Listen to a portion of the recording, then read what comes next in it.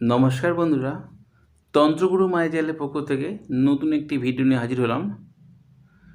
এই শীতকালের সময় প্রায় লোকের দাঁতের যন্ত্রণায় ভুগছে।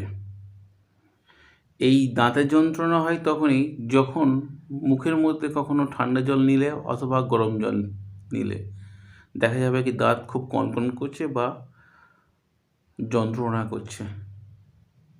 এরকম অবস্থায় প্রায় লোক আমার কাছে আসে। আমি আজকে বিশেষ একটা পরীক্ষিত টোটকার কথা বলবো।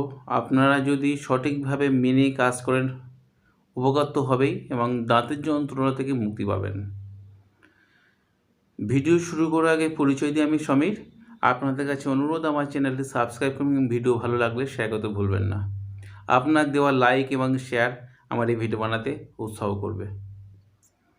যে টোটকাটি বলবো গ্রামগঞ্জে সেই গাছ সবাই চেনে বা জানে, বিশেষ পরীক্ষিত টোটকা। তবে এটা কিন্তু অমাবস্যার মাথায় একটা গাছের মূল তুলে আনতে হবে। যখন আপনারা সেই গাছের মূলটা তুলবেন, নিজের ছায়া যেন সেই গাছের উপর না পড়ে। সকালবেলায় গাছটির মূল তুলতে হবে।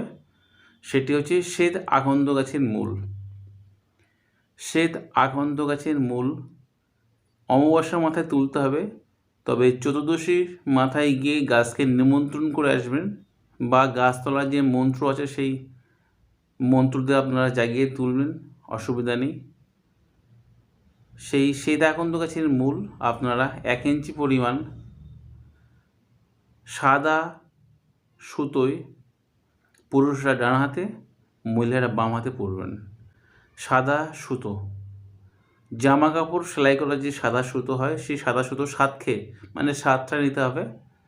নিয়ে আপনার সাইজ অনুযায়ী পুরুষরা ডান হাতে, মহিলারা বাম হাতে পরবেন।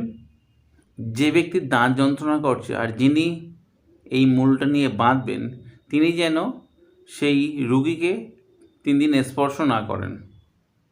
এটাই হচ্ছে নিয়ম। আপনারা করুন, এর উপকারটা অবশ্যই বুঝতে পারবেন। আজ বন্ধুরা আসি, দেখা আগামী পর্বে। ততক্ষণ সবাই সুস্থ থাকুন, ভালো থাকুন। জয় মা তারা, জয় মা কামাখ্যা, জয় গুরু বান্ধব। নমস্কার বন্ধুরা।